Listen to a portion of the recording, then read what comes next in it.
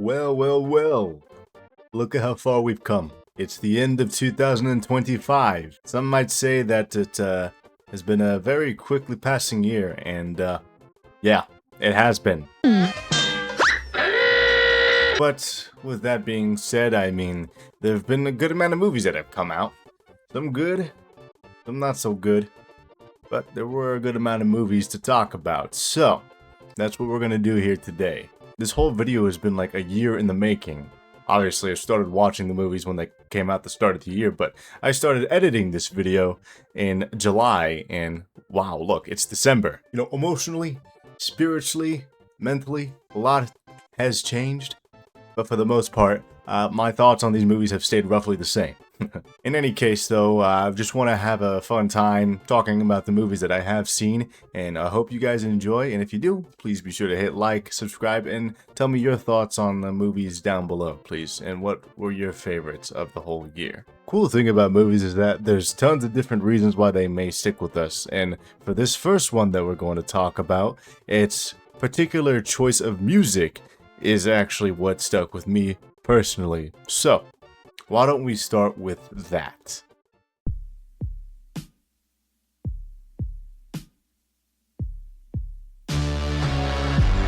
The Gorge, directed by Scott Derrickson, stars Miles Teller and Anya Joy. Wait, it's Anya Taylor-Joy. What am I saying?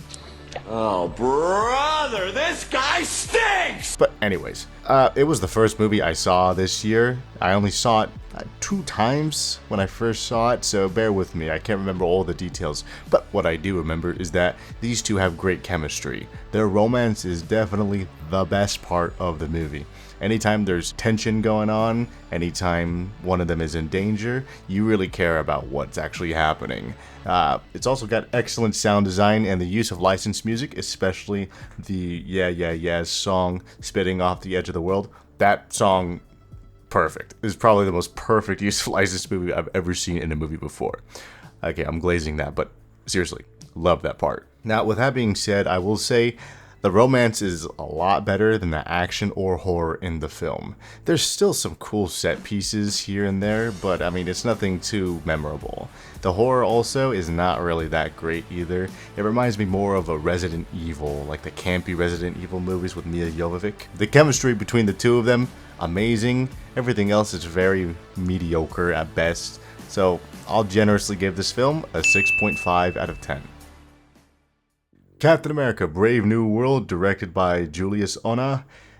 I'm not gonna lie, I didn't really have many expectations for this film at all, but even still I felt disappointed. It really feels like it's a sequel to The Incredible Hulk, which is a bummer because that's something I legitimately wanted for so long, and then we get this heaping pile of garbage.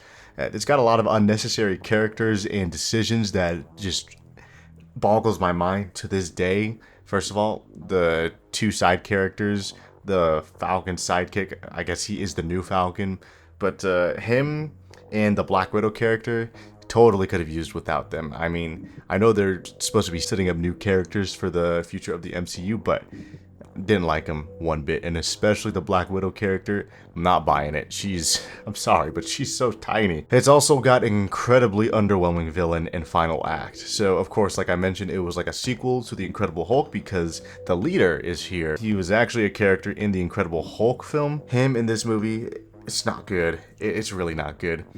So many years ago, he was set up to be the leader, and this is what we got. That's got to be one of the worst letdowns of all time. And you know, you have the Red Hulk, who was the big selling point. I understand marketing has to go a long way to make sure people go to see the movie, but it seems like this need to be kept a secret to surprise the audience, because that may have actually gotten people really excited for the final act, but the fact that we were probably all just looking forward to this one moment in the movie, it wasn't even that great. Overall, this film is a 4 out of 10, and even then I think that's generous.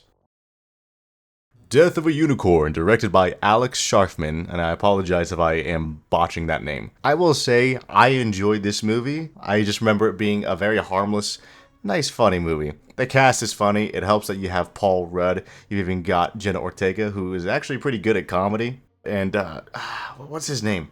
Will Poulter. Yes! That guy from, We're the Millers. That guy's hilarious. I love him. You guys are getting paid? Cast is funny. The concept itself is entertaining. I mean, a piss off unicorn that's just murking everybody. I thought that idea was funny. Like I said, it's a harmless watch, but it doesn't leave a lasting impact. It doesn't have like a nice script or anything like that. It's not strong. Character arcs, nah. There's no urge for me to watch it again. I remember Paul Rudd and at least Jenna Ortega, father-daughter dynamic. That was nice to watch. And by the end of the movie, it wrapped up nicely. And it wrapped up on a funny note from what I remember too. But yeah, I don't think I'm going to watch this movie again. It was a nice watch for the one time. I gave it a 6 out of 10. A Working Man, directed by David Ayer. It's a standard Jason Statham action movie with a good heart, actually. I mean, it's got nice story beats. There's a daughter that gets kidnapped, so they have Jason Statham, the working man, to go help save her. It's a Jason Statham action movie. It's a whole genre in and of itself, so, I mean, you're getting what you go for. There's some fun action. Maybe you have a glass of whiskey, some beer while you're watching it, and you'll have a good time. Worth 1 or 2 watches. I'll give it a 6.5 out of 10. It's a nice action movie. Jason Statham, awesome man. I hope he stays with us for a long time. Thunderbolts, directed by Jake Schreier, or as they want to call it, The New Avengers. I refuse to call it that movie. It's much better than Brave New World, that's for sure. The characters were funny and likable. They're probably the strongest part of this movie. That's why most people really do like this. When it comes to good characters, if you have good characters in a movie, people are going to overwhelmingly like it. The script could be terrible, which I think the script in this movie is kind of weak. It also doesn't help that the final act is weak as well. But the characters help it out a lot. And I will say, when Yelena is having the heart-to-heart moment with the Red Guardian near the end of the movie, she says, Daddy, I'm so alone. That was a nice moment. I mean, it was sad. Very good stuff right there. They clearly poured their hearts out into these characters. All of them, I mean, except for Taskmaster, because spoiler alert, Taskmaster gets murked in the first, 20 minutes of the movie. All pretty memorable, pretty nice. Overall, the characters are nice. I like Bucky. I wish they did more with Bucky, though, let's be real. Anyways, Thunderbolts, generously, it gets a 6 out of 10. The characters are the best part. Everything else, not so great. Final Destination Bloodlines, directed by Zach Lebowski and Adam Stein. I love the Final Destination franchise, except for the Final Destination, the 4th one. That one was horrible. But anyways, this has one of the best premonitions in the franchise. It looks good, it's stunning, it's a memorable set piece, and the way it's set up, it gets your heart pounding just thinking about all the things that could go wrong. It's also got some pretty decent gore. I think Final Destination 5 maybe had some of the better gore, even though they were really leaning into 3D at that time. Some characters are funny, but the leads are weak. I can't even remember the lead character's name at all. Can't remember the chick's name or her brother, but yeah. It's still a great movie, I would say, for, a couple watches. I give it a 7 out of 10.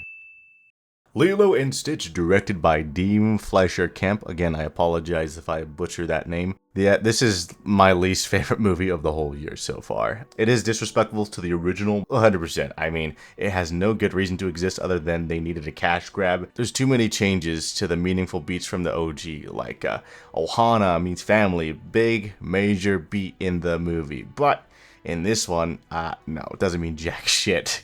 The cast is also not particularly great. I mean, Lilo does fine. Lilo and Stitch are the best part of the movie. The moments where they're together and just, doing whatever shenanigans, it's pretty nice. And as far as child actors go, the actress for Lilo did a good job for what she was given. Nani does not feel like Nani. I mean, Nani had some pretty big crash outs in the OG, and in here, Nani just doesn't seem to care as much as she did in the original. Also, Zach Galifianakis, why? He doesn't even have the accent, so what the hell? Bleakley, I did not like Bleakley in this movie. And yeah, Bubbles. This is not Bubbles. This is Discount Bubbles, and he is horrible. Why did they do this to him? Yeah, everything about this movie just kind of pisses me off. The only good things are Lilo and Stitch, which I guess makes sense since this movie's called Lilo and Stitch, but even so, just watch the original, watch the sequels, watch the TV show. It's all way better than this movie could ever hope to be. This movie gets a 3 out of 10. Sinners, directed by Ryan Coogler. My favorite movie of the year so far. I don't think anything could possibly top this because this was like a masterclass in horror. It's got an incredible cast. I mean, of course, you got the man, the myth, the legend, Michael B. Jordan. talented guy. He plays two roles in this movie, a set of twins, and he does phenomenal. Everyone else in the movie is great too. Miles Catone, he doesn't act in a lot of stuff. He's actually an artist, so to see him actually act as well as he did, that takes some awesome skill. So this guy, bravo. Hopefully he's in more movies because he kicked ass. And all the side characters too. Phenomenal performances, great character work. Everyone's motivations were clear and where they stood. Haley Steinfeld too. Honestly, everyone loves Haley Steinfeld, but it took this movie to finally realize why people do. She's a great actress, and she's very, very pretty too. Okay, I finally said it. Okay, everyone can get off my ass. It's also got spectacular sound design and an awesome soundtrack. My biggest regret is that I did not see this film while it was in theaters. I saw it at home, and I've got a nice little home theater setup, but still, it would have sounded so awesome in Dolby in a huge, massive theater. So if it ever shows back up into theaters, oh god, I have to go catch it because I can just imagine it sounding awesome. It's also got some bloody fun gore when the shit really hits the fan. God, it's probably, I don't want to say it's the best use of gore in a movie, but it's bloody fun. It's got an amazing script, of course. You know, it's a very deep movie. Like I said, it's one of the best drama horrors that you could watch. So if you haven't already, definitely watch it. The only criticism I have is the scene where he's playing in the juke and, you know, he's feeling it, everyone's feeling it. And they have this scene where they show different generations of music playing. It takes you out of the movie, at least it did for me, and it kind of halts the pacing. And it dragged on a little too long.